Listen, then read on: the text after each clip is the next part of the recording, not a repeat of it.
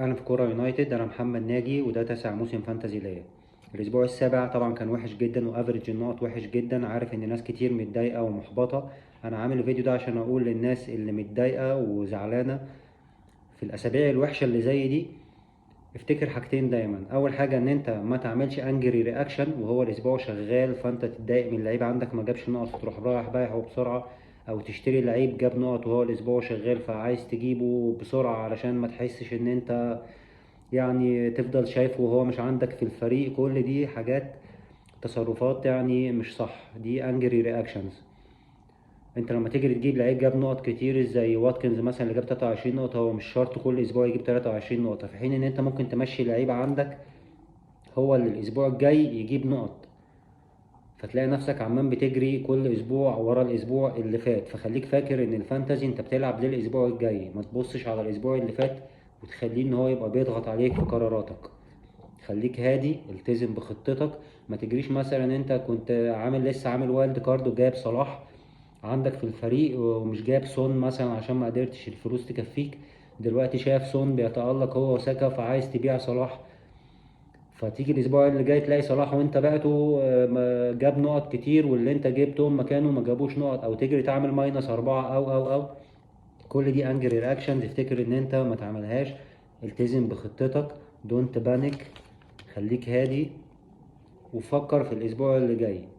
ما تبصش للاسبوع اللي وراك تحاول تلحق منه، مش هتفيدك باي حاجه، دي خدعه خدعه للعقل. تاني حاجه، الناس اللي هي بتبقى محبطه بعد الاسابيع الوحشه ومتضايقه، لعبه حظ ومش عايزه تكمل ومش عايزه. طبعا لعبه حظ بجزء كبير، احيانا تحتاج ان انت تعمل ديسيشنز كويسه، لكن هي طبعا بشكل كبير بتعتمد على الحظ. عايز اقولك ان انت اقبل الاسابيع الوحشه زي ما بتقبل الاسابيع الحلوه تبقى مبسوط، لان هي كوره كده، والفانتزي كده جزء من الكوره، فهي الكوره كده اقبلها كده، واقبل الفانتزي زي ما بتقبل الكوره. انت مثلا يومك مش هيبقى اوحش من يوم يورجن كلوب اللي الفار خسره، الفي ار خسره، ومش هيبقى يومك مثلا احسن من ماتيب اللي جاب جون في نفسه في اخر دقيقه بعد ما كان هيطلع بنقطه وفريقه مطرود منه 2. فدايما بص للاسبوع الجاي. احلى حاجه في الفانتزي ان هي دايما فيها اسبوع جاي، حتى الاسبوع ال 38 برضه هيبقى فيه الاسبوع الجاي من الموسم اللي بعده. بس فانت استمتع بكل جزء في الجيم ودونت بانيك، وما تغيرش الخطة بتاعتك اللي هي انت بتعمل كل 3 4 اسابيع. انت بتعمل خطة تمشي معاك 3 4 اسابيع وتفضل تبني كده، التزم بيها.